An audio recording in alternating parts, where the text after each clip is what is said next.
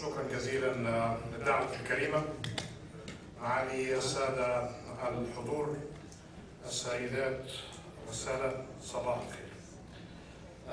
يسعدني أن أكون معكم اليوم مع هذه الصحبة الكريمة المعتبرة من الحضور والممثلين للقطاعات المالية والجهاز المصرفي العربي. كل الشرف لي أن أكون في هذه الصحبة معكم، وخاصة مع معالي الأمين العام أحمد أبو الغيط الذي تشرفت بالعمل معه في خدمة المصريين من خلال الحكومة التي عملت معه فيها لمدة 6 سنوات، وكانت أيام طيبة للتمويل والاستثمار. حظيت فيها مصر بجذب الاستثمارات بشكل غير مسبوق حتى تاريخه، وإن كنت أتوقع أن مصر ودول عربية أخرى في سبيلهم إلى اقتراص فرص أفضل للاستثمار والنمو والتنمية في المستقبل بفضل همة القائمين على السياسات الاقتصادية في هذه المرحلة. وأيضا كل التقدير أن نكون في صحبة المقرر الدكتور جوزيف طبية، وفي من خلالكم هناك تقدير للعاملين في القطاع المالي والجهاز المصرفي، وليس تقدير لشخصكم الكريم دكتور جوزيف، ولكن أيضا لكل المجتهدين من العاملين في المصارف. وكل الشكر والتقدير أيضا موصول لمعالي الشيخ أحمد محمد صلاح ودعوته الكريمة للمشاركة، وللحكومة الإيطالية في تشريفها لي بالاستضافة أيضا، وممثلة من خلال وكيل الوزارة ممثلا عن الحكومة الإيطالية، ومعالي الوزيرة أيضا الوزيرة مي H.E.Dr التي تستضيف بلادها هذا الاتحاد. وعند هذا تنتهي الكلمات الترحيبية ونبدأ العمل. العمل في إطار دولي يختلف قدر من التغيرات الحادة، وسوف أتحول إلى اللغة الإنجليزية لأن الحديث باللغة العربية قد يحمل شؤونا لا أقصدها. I'll turn in English. So I'm just completing a trip that started 2.5 weeks ago with a visit to Brussels and then to Rwanda, during which I presented on behalf of the World Bank Group the updates on the global economic prospects. Unfortunately, because of the tensions, the subdued investments, we had to revise down the economic growth rates. So apologies, Secretary General, when I participated in the Arab Economic Summit in Beirut back in January, we had some figures about potential economic growth that had to be decreased by around 0.6%. So the potential growth rate for the Arab countries is around 1.3% today. For reasons that have been explained one way or another during the previous speakers talk about uncertainty, but let me be more specific on the risks that are there upon us. We have escalation of trade tensions, elevated policy uncertainty, financial market stress, lower than expected growth in major economies, including the European economies, geopolitical risks that have been shared in different ways, in addition to climate change and extreme weather events. These are global risks, not Arab-specific risks. So you take that all and put them all in the Arab context, then we have our own contribution as well as mention to these risks, including the emphasis on the geopolitical factors. One of the words that have been used frequently to describe the situation globally, and more of that in the Arab region, is uncertainty. And uncertainty is the worst thing that can face an economist. Uncertainty is the worst thing that can face a banker. You bankers are the best in managing risks. When you see risk, you are paid well because you know how to manage risk. But when it comes to uncertainty, you are at loss. because you don't know really what you're going to do. When I was studying economics many years ago, one of my good professors at Warwick University, he told me, you'll grow one day, we're discussing crises. So he said, you'll grow one day to know that there is something worse than crises. And what is worse than crises are basically uncertainty. Because if you are in a crisis, and you are with professionals, you know how to get out from that. But if you are in uncertainty, you cannot really position yourself adequately. The best way to deal with uncertainty is such gathering, when you try to get the different elements of information, the best talents you have, not just from economics or finance or banking, but indeed from the rest of the disciplines that can really help you navigating through the risks. Unfortunately, in many cases, bankers have to take many of the risks and many of the factors related to uncertainty as given. Having said that, I'd like to talk about three things: SDGs, financial inclusion, and fintech. It's good that the last speaker mentioned something about fintech. So, in the room, without being shy, I know that you are doing great in your own jobs and you are making decent money in your profession. That doesn't entail necessarily knowing the SDGs. How many of you know anything about something called the SDGs? Raise your hands, please. Okay, 1, 2, yeah. All right. Sustainable Development Goals. This is the same like SDGs. Okay. Sustainability. Okay, good. All right, not the majority. But what I hope by the end of those few minutes that I'll be speaking, then you'll know something about them. The SDGs have been blessed by the leaders of the nations in a special summit at the margins of the United Nations General Assembly in September 2015. There are 17 goals, 169 targets, and 230 indicators. If you are going to be overwhelmed by the numbers, please use Madame Lagarde, Christine Lagarde, the Managing Director of the IMF approach. They can put them in 4 buckets. Economic growth, inclusive it should be, social development, environment, and governance. Those are the 4 pillars of the SDGs. If you don't have them, you are at some sort of additional risk. Now, with the indicator that we have today, in the Arab countries and the African countries, and there's going to be a leader summit at the margins of UNGA this year in a few weeks in September, that's going to be discussing the SDGs and their financing, 2 separate summits. A 3rd summit is going to be about climate change. But unfortunately, we can't really bring good news there because the Arab countries, most of the Arab countries are not on track to achieve the Sustainable Development Goals, which are about ending poverty, improving quality of education, improving health, improving the quality of infrastructure. And as I said, use the Lagarde approach. It's about inclusive growth, social development, environment, and governance. We are not on track. Anybody who can tell you otherwise, tell them, please, give me the evidence. Even the richer countries of the Arab world are not on track yet, because we are talking here not about the basics. We are talking about getting into a competition from a universal perspective to achieve them. Even the Nordic countries, if this can get you at ease, even the Nordic countries of Europe, even Italy here, is challenging itself and others to get into the SDGs. I'm using the reference of the Italian government presentation to the United Nations in 2017.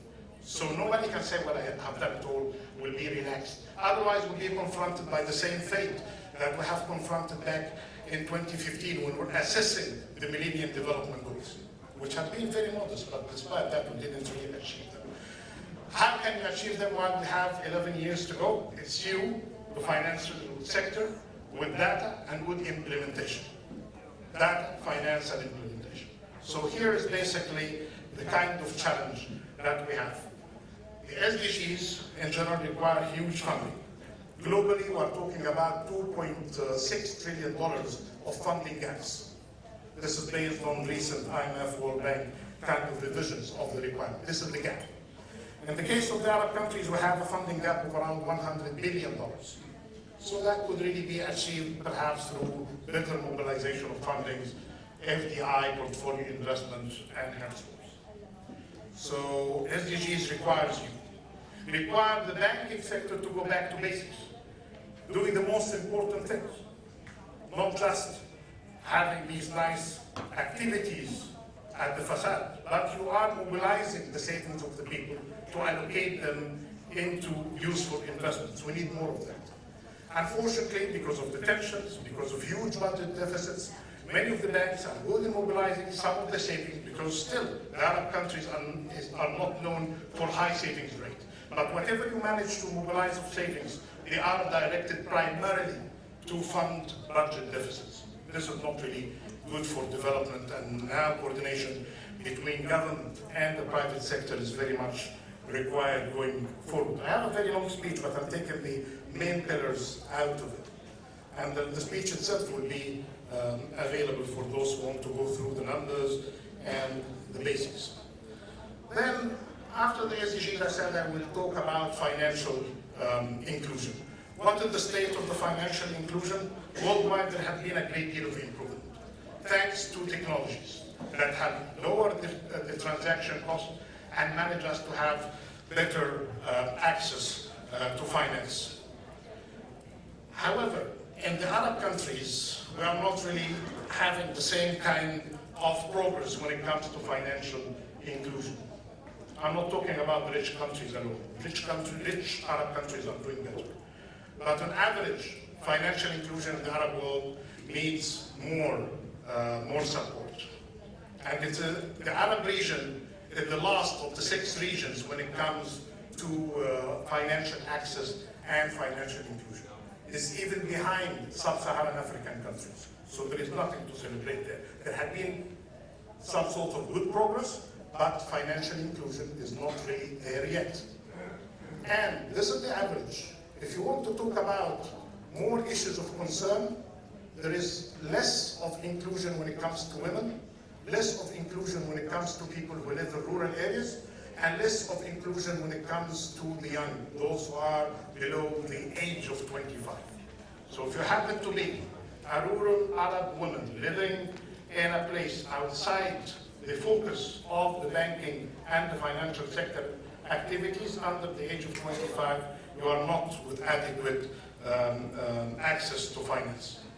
So here, lots of work is very much required, perhaps using the technologies of today. FinTech can provide decent solutions to that.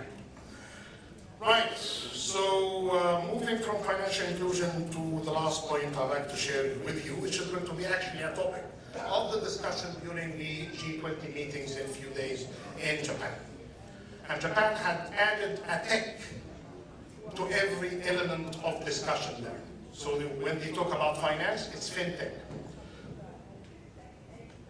And FinTech had really progressed a great deal, many products. Some of them are controversial, like the cryptos, for instance. They are not currencies, they are assets, a kind of asset that you need really to deal with extra care.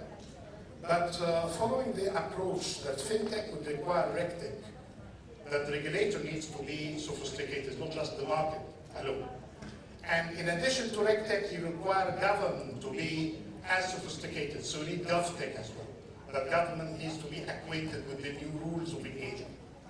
And as Japan, through the business community there, the association of H.E.Dr, they put something additional called SOCTech, that your society needs to be sophisticated in order to protect itself from any kind of hazard of lack of familiarity of regulations. So don't be comfortable if there are better access to finance through financial technology, but you need to be more comfortable if your regulator is as sophisticated.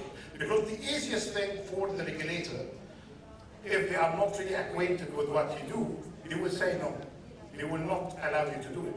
So there is that sense of partnership between the association of bankers and the regulators in order to have a decent partnership to understand the pros and cons of technology and its impact on finance.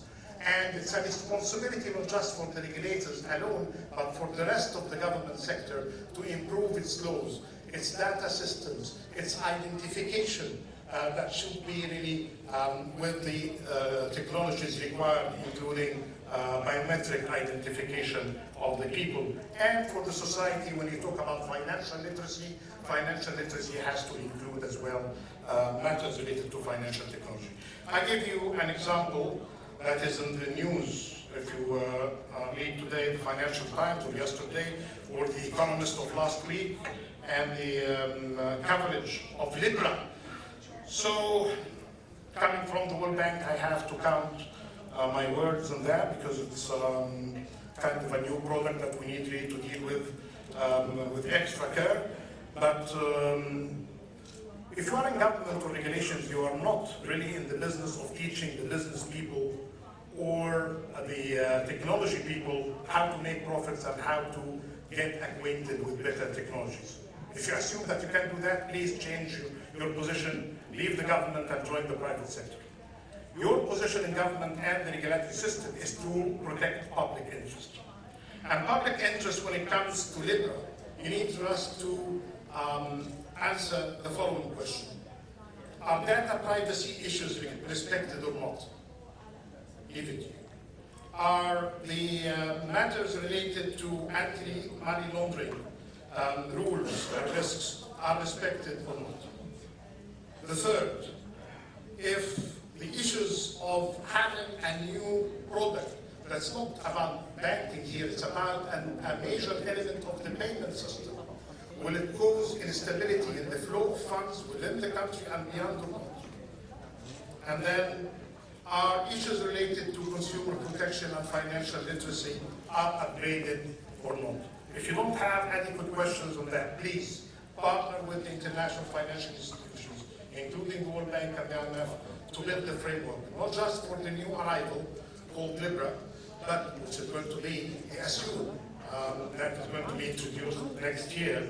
But it's about time that you need to put adequate investments in the traditional pillars of financial development, of financial regulations, consumer protection, and financial literacy. If you are in doubt, please reach out.